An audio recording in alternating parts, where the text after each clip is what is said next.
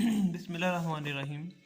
आज हम अपनी इस क्लास 3 में कॉन्सोनेंट्स और वावल्स को मिलाकर लफ्ज़ बनाना सीखेंगे कि इनके साथ किस तरह लफ्ज़ बनते हैं। तो सबसे पहले ये हमारे पास एक कॉन्सोनेंट है, ठीक है।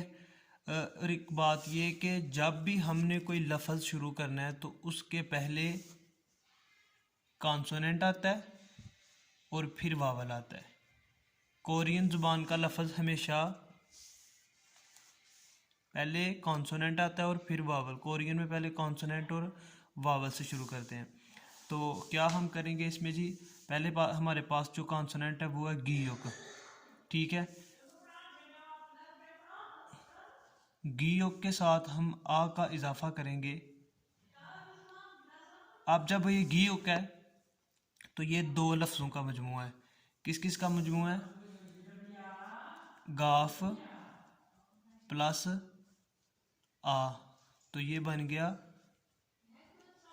गा। तो गियो के साथ जब आ का इजाफा करेंगे तो ये बन जाएगा गा। इसी तरह गियो के साथ जब हम या का इजाफा करेंगे तो ये बन गया गया। ये गाफ और या गया। और इसके बाद जब गियो के साथ हम आओ का इजाफा करेंगे तो ये बनेगा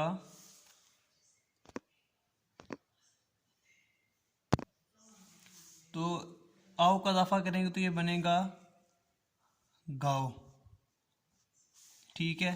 तो जब हम गियो के साथ याओ का इजाफा करेंगे, ये याओ है, तो ये बन जाएगा ग्याओ ग्याओ। और इसके बाद ओ के साथ जब हम ओ के साथ इजाफा करते हैं, और हमेशा ये जो वावल होते हैं इसे कहते हैं लेटे वावल और इनको कहते हैं खड़े वावल। खड़े वावल जो होते हैं वो कॉन्सोनेंट के साथ इस तरह लिखे जाते हैं और जो लेटे होते हैं वो कॉन्सोनेंट के नीचे यूं लिखे जाते हैं, ठीक है। ये गी और ये ओ, तो ये बन गया गो, ठीक हो गया गो, ये बन गया गो। और गियो के नीचे जब हम लिखेंगे यो तो ये बन जाएगा ग्यो, ये बन जाएगा ग्यो। इसी तरह हमने इससे लफ्ज़ बनाने हैं।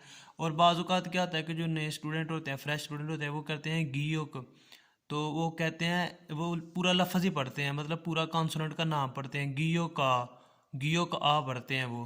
तो हम गियोक का गियोक नहीं पढ़ेंगे, सिर्फ ग, क्योंकि मैंने पहले बताया है कि शुरू में सिर्फ ये ग की आवाज़ निकालता है और ग के साथ जब हम आ लगाते हैं तो ये बन जाता है गया, गा बन गया, ठीक है, गा बन गया। इस तरह जो उसकी शुरू वाली आवाज़ है ना हम वो लगाते हैं।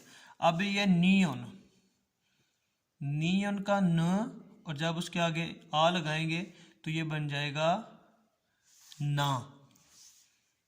नियन के साथ जब हम या लगाएंगे तो ये बन जाएगा न्या, ठीक हो गया।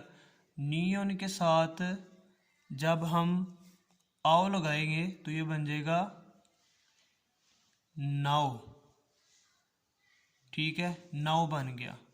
अब नियन के साथ जब हम याओ लगाएंगे तो ये बन जाएगा नियाओ।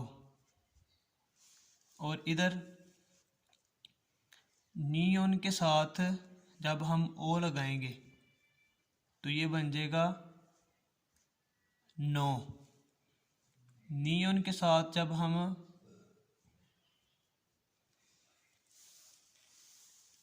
यो लगाएंगे तो ये बन जाएगा नियो, ठीक हो गया। इसी तरह हमने इसके साथ ना कॉन्सोनेंट्स और वावल को मिलाते जाना है।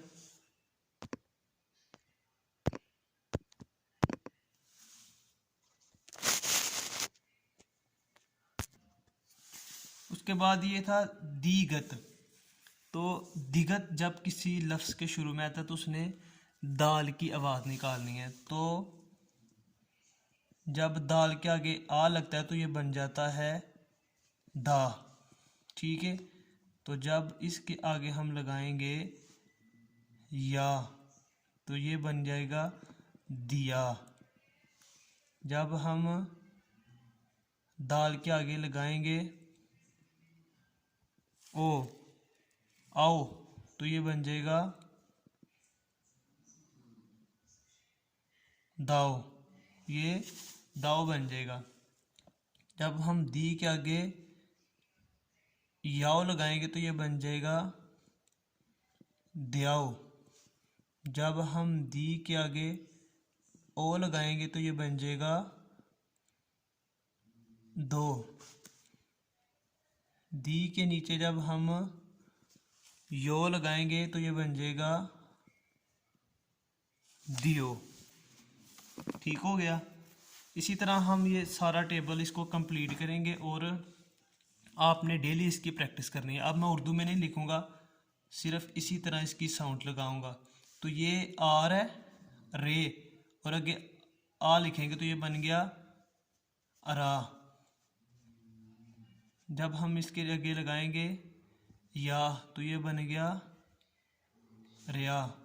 जब हम इसके आगे लगाएंगे आओ तो ये बन गया राओ। जब हम इसके आगे लगाएंगे याओ तो ये बन गया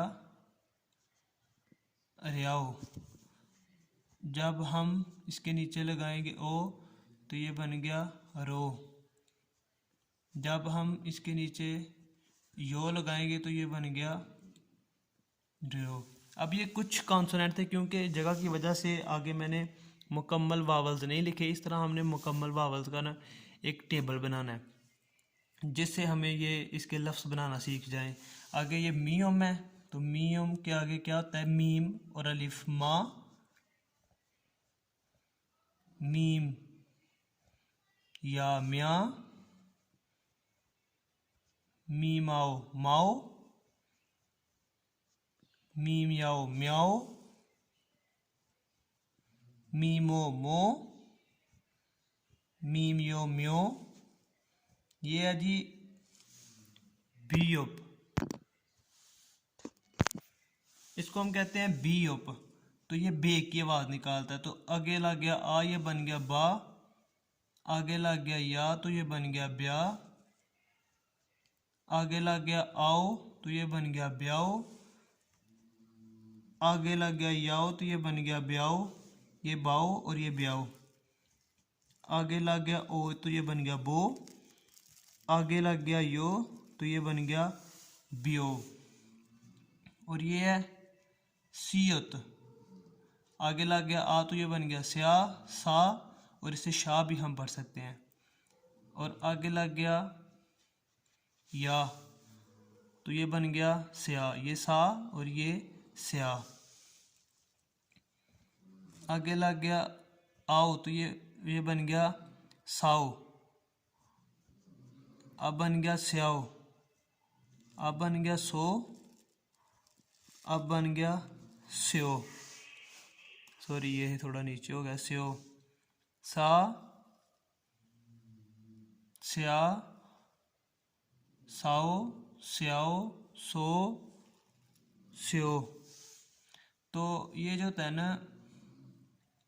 इयोंग, ये जब भी किसी चीज़ के शुरू में आए तो इसकी आवाज़ नहीं होनी, इसने साइलेंट होना है, खामोश होना है। तो ये बन गया आ,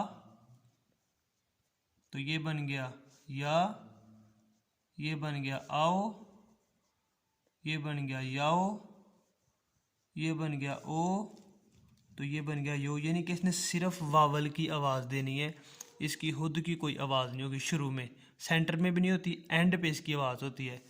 और ये बन गया जी होता है, तो ये बन गया जा, ये जा, जो जाओ,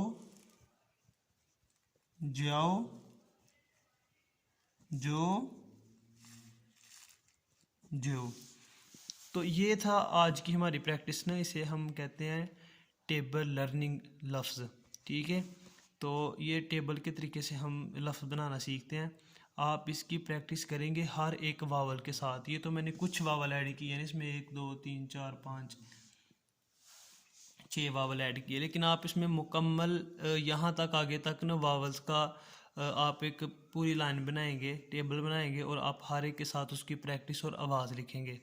तो आई होप आपको इसकी समझ आई होगी। और इसमें एक जो सबसे मेन चीज़ मैंने आपको समझाई है वो ये है कि जब हम लफ्ज़ बनाते हैं तो पहले कॉन्सोनेंट लगता है और फिर वावल लगता है। ये सिर्फ 2 हरफों वाला लफ्ज़ है। जब 3 वाला होगा या 4 वाला होगा, वो उसकी मैं आपको अलग से बताऊंगा तरतीब के वो कैसे करते हैं। ठीक है, तो इस वीडियो के साथ इजाज़त चाहते हैं। अब हम मिलते हैं नेक्स्ट वीडियो में।